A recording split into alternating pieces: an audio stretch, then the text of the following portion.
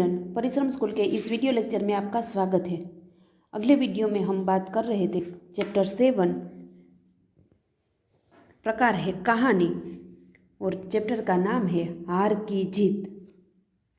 इस कहानी के लेखक है श्री सुदर्शन।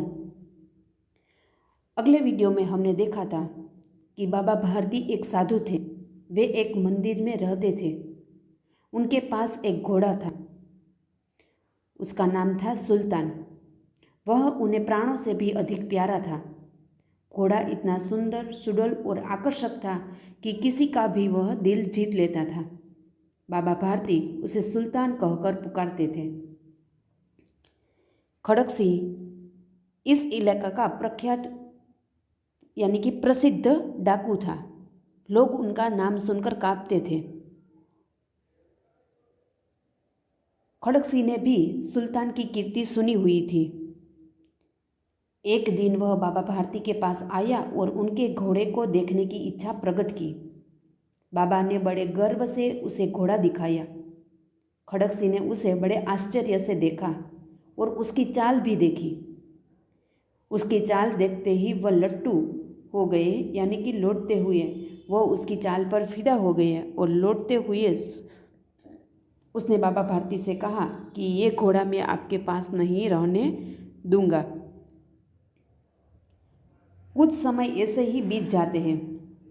बाबा भारती को खड़क सिंह का भय सताने लगा, परंतु कुछ दिनों के बाद उस भय को वह मिथ्या मानकर निश्चिंत हो गए कि जब खड़क सिंह ने उस घोड़े को देखा तो उसे ऐसा लगा कि ऐसा घोड़ा तो एक डाकू के पास होना चाहिए। एक साधु यानी कि फकीर को ऐसे घोड़े की क्या चाह। बाबा भारती जब खड़क सिंह वहाँ से चले गए तो उसने कहा कि मैं ये घोड़ा आपके पास नहीं रहने दूंगा। बाबा भारती को यह डर सताने लगा और उन्हें रात को नींद नहीं आती थी और रात को वह सारी रात जहाँ पर सुल्तान को बांधा था वह अस्तबल के सामने ही उसकी रखवाली करने लगे। हर समय वह खड़क सिंह को डर के हर समय खड़क सिंह का जो डर था उसे सताने लगा हर पल। परंतु कई महीने ऐसे ही बीत गए और वह डर भी बाबा भारती के मन से निकल गया और वह सावधान हो गए। एक दिन संध्या का समय था। बाबा भारती सुल्तान की पीठ पर सवार होकर घूमने जा रहे थे। इस समय उनकी आंखों में एक अलग प्रकार की चमक और प्रसन्नता भी थी। और जब घूमने गए तब उसे एक आवाज़, करुणा भरी आवाज़ सुनाई दी रास्ते में और बोला कि ओ बाबा, इस गरीब की आवाज़ तो सुनो। आवाज़ में करुणा थी, यानी कि दुख था। बाबा ने घोड़ा रोक दिया और देखा तो एक अपाहिज यानी कि अपंग वृक्ष की छाया के पेड़ के नीचे कह रहा था, यानी कि दुख भरी आवाज़ निकाल रहा था। अपाहिज ने यानी कि जो अपाहिज अपंग व्यक्ति था उसने हाथ जोड़कर बाबा से ये कहा कि मैं एक दुखियारा हूँ, मुझ पर दया करो। राम वाला शहर गांव है, वो यहाँ से 3 मील दूर है। मुझे वहीं जाना है। मुझे घोड़े पर चढ़ा लो, परमात्मा आपका भला करेंगे। वहाँ तुम्हारा, तभी बाबा भारती उसे पूछते हैं कि वहाँ तुम्हारा कौन है। तभी उस अपाहिज ने कहा कि दुर्गादत्त वैद्य का नाम तो आपने सुना ही होगा, उनका सौतेला भाई हूँ मैं। यहाँ तक हमने अगले वीडियो में देखा था। अब हम देखेंगे आगे।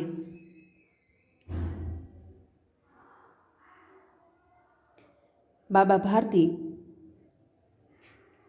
ने घोड़े से उतरकर अपाहिज को घोड़े पर बिठा लिया कि बाबा भारती ने उस अपाहिज को घोड़े पर बिठा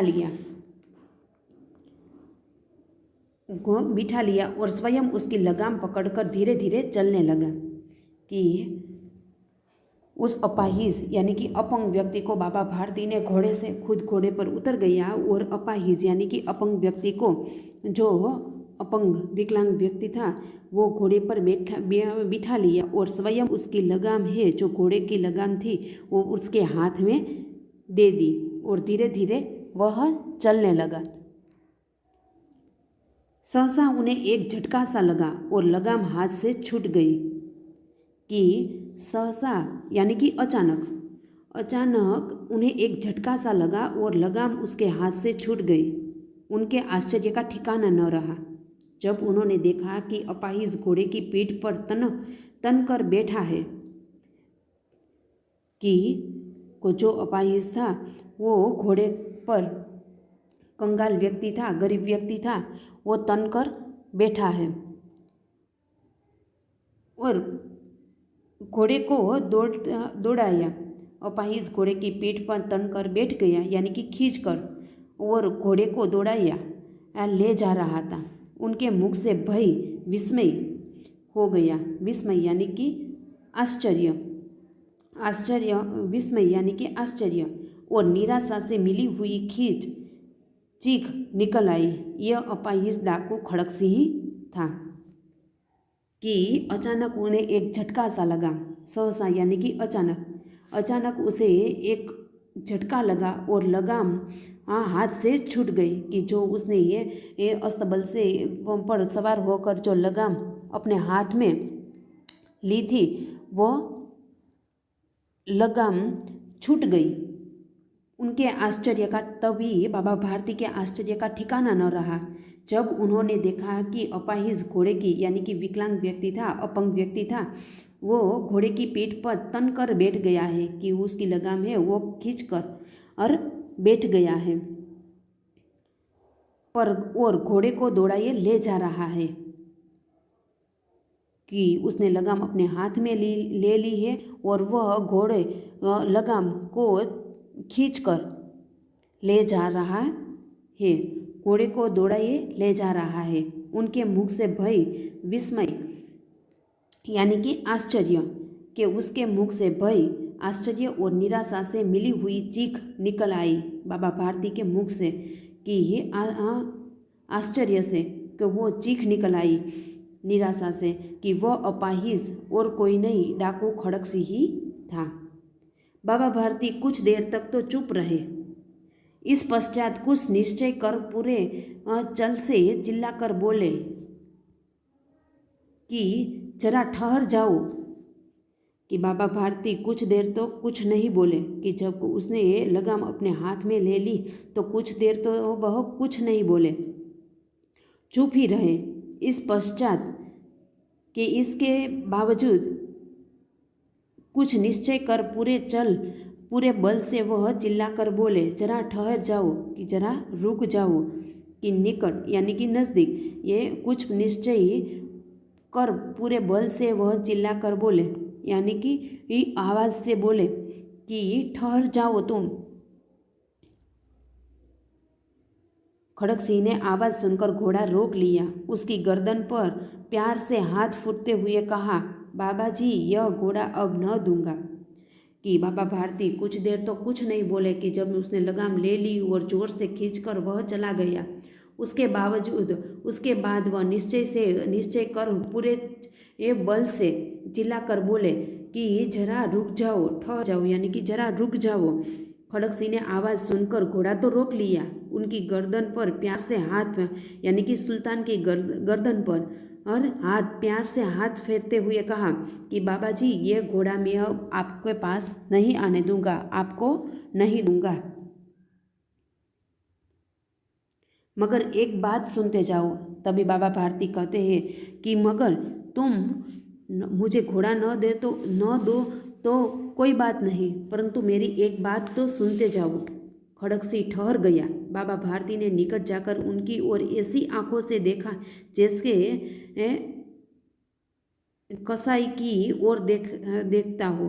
कि बकरा कसाई की ओर देखता है। फिर कहा, ये घोड़ा तुम्हारा हो चुका है, मैं तुमसे इसे वापस करने के लिए नहीं कहूँगा, परंतु खड़क सिंह के ये बात कि खड़क सिंह मैं तुम्हारे पास ये घोड़ा वापस लेने के लिए नहीं कहता हूँ कि ये घोड़ा तुम्हारा हो चुका है, अब मैं तुमसे वापस करने के लिए नहीं कहूँगा, परंतु खड़क सिंह केवल एक प्रार्थना करता हूँ, उसे अस्वीकार न करना, नहीं तो मेरा दिल टूट जाएगा। कि खड़क सिंह जब बाबा भारती उसे चिल्लाकर बोलते हैं तब खड़क सिंह आवाज़ तो उनकी सुनते हैं और आवाज़ सुनकर वह घोड़ा भी रोक लेता है और उसकी सुल्तान की गर्दन पर प्यार से हाथ फेरते हुए कहता है कि बाबा मैं आपको ये घोड़ा नहीं दूंगा। मगर बाबा भारती कहते हैं कि मेरी एक बात सुनते जाओ। खड़क सिंह ठहरो जरा। कि बाबा भारती निकट यानी कि नज़दीक पास आता है और खड़क सिंह ठहर गया और बाबा भारती उसके पास जाकर उसको ऐसी आँखों से देखता है कि ऐसी क्रोध भरी आँखों से उसके देखता है कि जैसे बकरा कसाई की ओर देखता हो।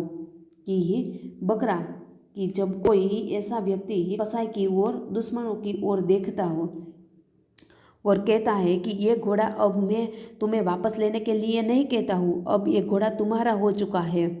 परंतु खड़क सिंह मैं केवल एक ही बात एक ही प्रार्थना मैं आपसे करना चाहता हूँ, उसे आप अस्वीकार यानी कि मना मत करना, नहीं तो मेरा दिल टूट जाएगा। कि मैं जो तुम्हें एक बात कह रहा हूँ उसे तुम दिल टूट जाना यानी कि निराश हो जाना। तो कि मैं तुम्हें जो एक बात कह रहा हूँ उसे मना मत करना। मैं तुम्हारे पास से ये घोड़ा वापस नहीं लूँगा, परंतु मैं तुम्हें जो बात कह रहा हूँ तुम्हें वो मना मत करना, वरना मेरा दिल टूट जाएगा। बाबा जी आज्ञा कीजिए, मैं आपका दास हूँ, केवल दास यानी कि सेवक, केवल यह घोड़ा न दूंगा। तभी खड़क सिंह बाबा भारती से कहता है कि तुम जो मुझे आज्ञा दोगे मैं वो आज्ञा का पालन अवश्य करूँगा। बाबा जी आज्ञा कीजिए, मैं आपका सेवक हूँ, केवल ये घोड़ा मैं आपको नहीं दूंगा, वह जो आप आज्ञा कहेंगे वो आज्ञा मैं मानूंगा। अब घोड़े का नाम न लो, मैं तुमसे इसके विषय में कुछ न कहूँगा। मेरी प्रार्थना केवल यह है कि इस घटना को किसी के सामने प्रकट न करना। कि मैं तुम्हें अब घोड़ा का नाम मत लो। कि खड़क सिंह तभी कहता है कि मैं आपसे तुम जो आज्ञा बाबा भारती से कहते हैं कि तुम जो आज्ञा कहोगे वो मैं मानूंगा, परंतु ये घोड़ा मैं आपको वापस नहीं दूंगा।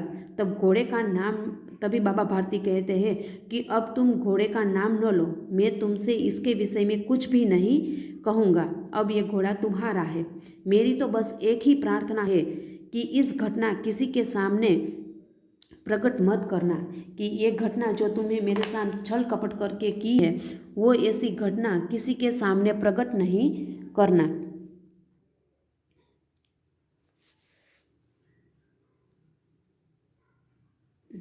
इससे क्या प्रयोजन सिद्ध हो सकता है। कि प्रयोजन यानी कि उद्देश्य, कि उससे क्या उद्देश्य सिद्ध हो सकता है। खड़क सिंह ने बहुत सोचा, बहुत सिर मारा, परंतु कुछ समझ न सका। हार कर उसने अपनी आंखें बाबा भारती के चेहरे पर गड़ा दी और पूछा कि बाबा जी उसमें आपको क्या डर है।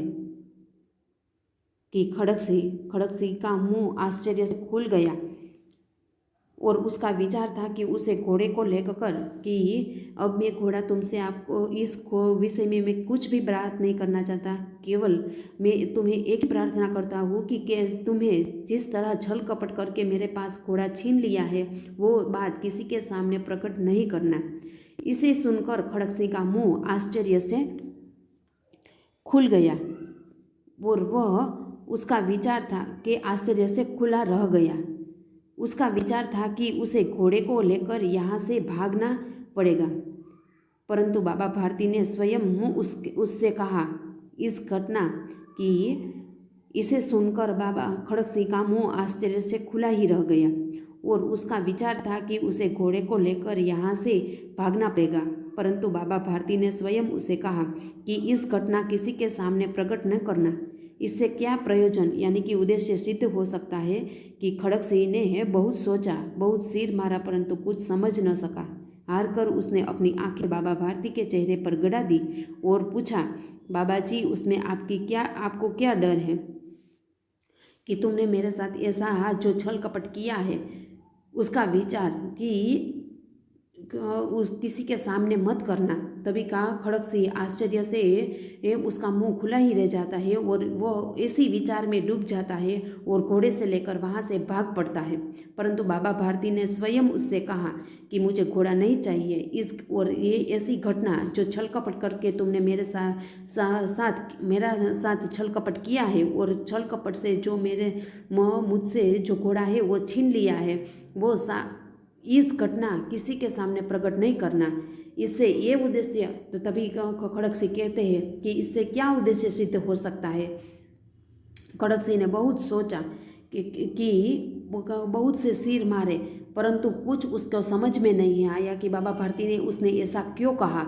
और हार कर उसने अपनी आंखें बाबा भारती के चेहरे पर गड़ा दी और पूछा कि बाबा जी, इससे आपको क्या डर है, कि उससे आपको क्या डर है। सुनकर बाबा भारती ने उत्तर दिया, लोगों को अगर इस घटना का पता चल गया तो ये किसी गरीब का विश्वास नहीं करेंगे। यह कहते कहते उन्होंने सुल्तान की ओर से इस तरह मुंह मोड़ लिया जैसे उनका कोई संबंध ही न रहा हो। कि जब बाबा भारती उसने ये खड़गसिंह को कहा कि मुझे अब घोड़े से कोई लगाव नहीं है, तुम जिस तरह छल कपट करके ये घोड़ा मेरे पास से ले जा रहा हो, ये घटना किसी के सामने प्रकट नहीं करना। और सुनकर खड़गसिंह बाबा भारती से उत्तर दिया कि लोगों को अगर और इस घटना का पता चलेगा कि जैसे छल कपट करके तुमने मेरे साथ किस घटना का को के अपाहिज जब संध्या के समय बाबा भारती ही घोड़े पर सवार होकर घूमने गए थे और एक अपाहिज को, और अपाहिज और कोई नहीं कौन था, डाकू खड़गसिंह ही था। तो कि लोगों को अगर इस घटना का पता चलेगा कि छल कपट करके एक डाकू ने एक विकलांग अपंग व्यक्ति का वेश धारण करके एक बाबा को फंसाया, कि लोगों को अगर इस घटना का पता चलेगा तो ये किसी गरीब का विश्वास नहीं करेंगे। यह कहते कहते उन्होंने सुल्तान की ओर इसी तरह मुंह मोड़ लिया कि जैसे उसके साथ कोई संबंध ही न हो। कि मुंह मोड़ना यानी कि संबंध न रखना। तो कि बाबा भारती के ये शब्द खड़गसिंह के कानों में गूंजते रहे और लोगों ने कि तुम्हें ये छल कपट करके मेरे पास से जो घोड़ा छीन लिया है, इसको इसी बात किसी के सामने प्रकट नहीं करना, वरना कोई लोग किसी गरीब पर विश्वास नहीं करेंगे। यह कहते कहते उन्होंने सुल्तान की ओर की तरफ अपना मुंह मोड़ लिया और जैसे उसे कोई संबंध ही न रहा हो।